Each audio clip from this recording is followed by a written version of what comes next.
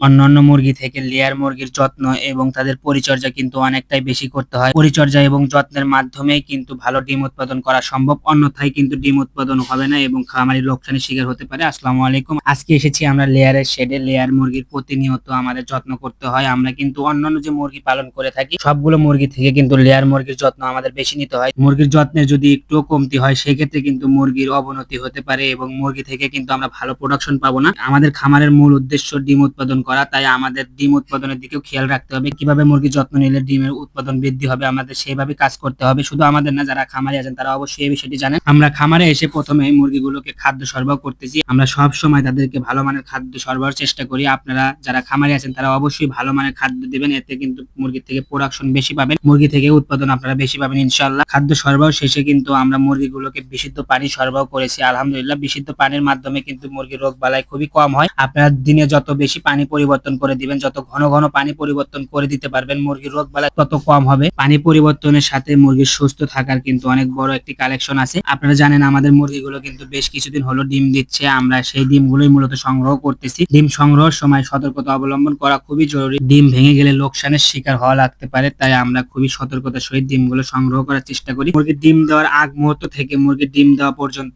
মুরগির কিন্তু বিশেষভাবে যত্ন নেওয়া প্রয়োজন। যেমন খাদ্য পানি সরবরাহ ঠিকভাবে করতে হবে। নিয়ম মেনে যদি পানি এবং খাদ্য সরবরাহ করতে না পারেন, মুরগির পরিচর্যা মুরগির যত্ন করতে না পারেন, তাহলে কিন্তু আপনি কখনোই ভালোভাবে ডিম উৎপাদন করতে পারবেন না। আপনি কখনোই পুরোপুরি প্রোডাকশন আনতে পারবেন না। পুরোপুরি প্রোডাকশন আনার জন্য অবশ্যই আপনার মুরগির প্রতিনিয়ত ভালোভাবে যত্ন নিতে হবে এবং ভালো মানের খাদ্য সরবরাহ করতে হবে। ভালো মানের খাদ্য এবং বিশুদ্ধ পানি সরবরাহ করলে ইনশাআল্লাহ মুরগি থেকে ভালো ডিম উৎপাদন করা সম্ভব। যাই হোক, আমাদের জন্য দোয়া করবেন, আমাদের মুরগিগুলোর জন্য দোয়া করবেন। সকলে ভালো থাকবেন, সুস্থ থাকবেন। আল্লাহ হাফেজ।